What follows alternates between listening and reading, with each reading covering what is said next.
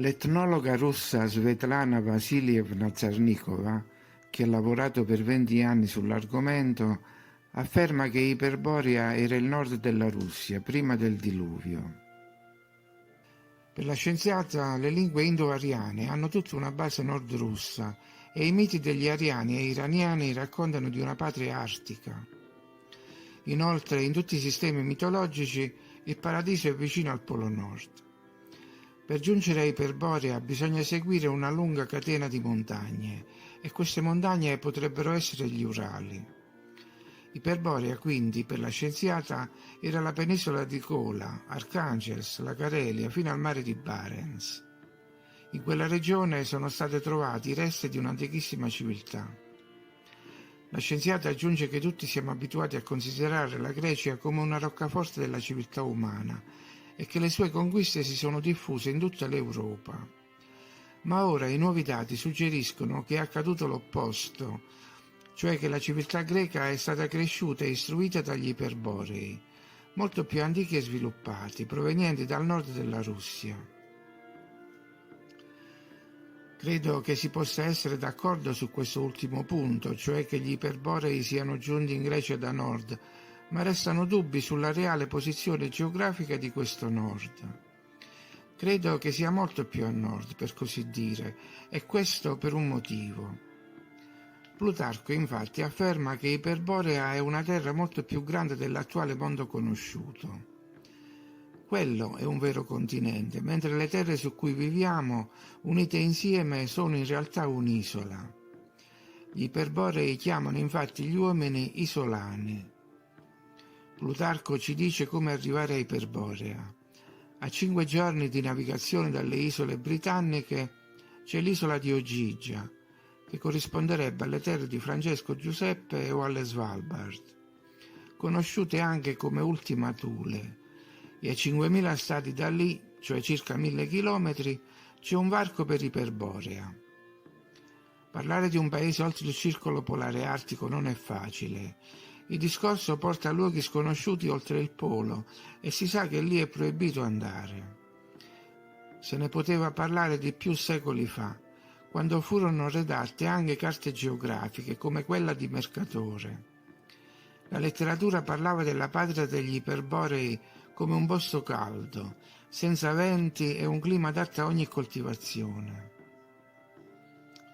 Apollo, una volta all'anno, a bordo di un carro d'argento, si recava a Iperborea per fare visita a sua madre Leto, e quando tornava a Delo portava dei regali ai sacerdoti del suo tempio.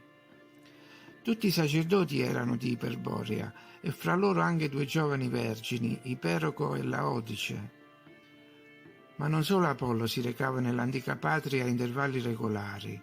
Anche Ercole, Perseo, Ermete, Minerva, Prometeo, tutti definiti Iperborei.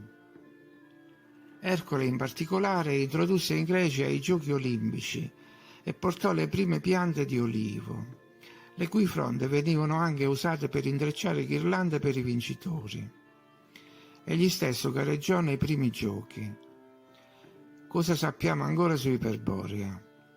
Ci vivevano giganti dai capelli biondi e dalla vita molto lunga, e da loro giunsero anche le spighe portate agli Sciti, i quali le passarono poi agli altri popoli del Mediterraneo.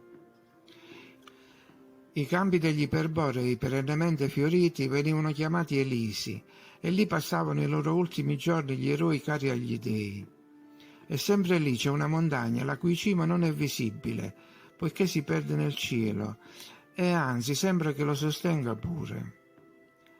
A Iperborea praticavano l'agricoltura, l'allevamento del bestiame, la tessitura, l'edilizia, l'estrazione mineraria, la lavorazione del ferro, le arti. E c'è anche un'altra informazione interessante, che ora è oggetto di analisi, ma bisogna andare un pochino più dietro nel tempo. Gli Iperborei erano i discendenti dei Titani che si ribellarono a Zeus e che alla fine furono sconfitti ed esiliati nel Tartaro. Dove si trova il Tartaro? Si è creduto che fosse sottoterra, invece era solo un bassopiano, non ancora civilizzato o colonizzato, per cui molti ricercatori affermano che si tratti di Tartaria, nel nord della Russia, dove fiorì la prima civiltà degli Iperborei. Qui furono allontanati i Titani, che però in seguito si riconciliarono con la madrepatria e ai loro figli fu concesso, come già detto, di ritornare a intervalli regolari. Dalla Russia gli Iperborei si spostarono poi in Grecia, dove il clima era simile a quello della loro patria. Anzi, qui fecero una riedizione del loro paese d'origine.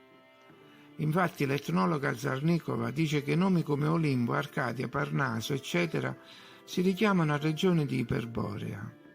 In tempi moderni, solo una persona è riuscita ad avvicinarsi a questo posto.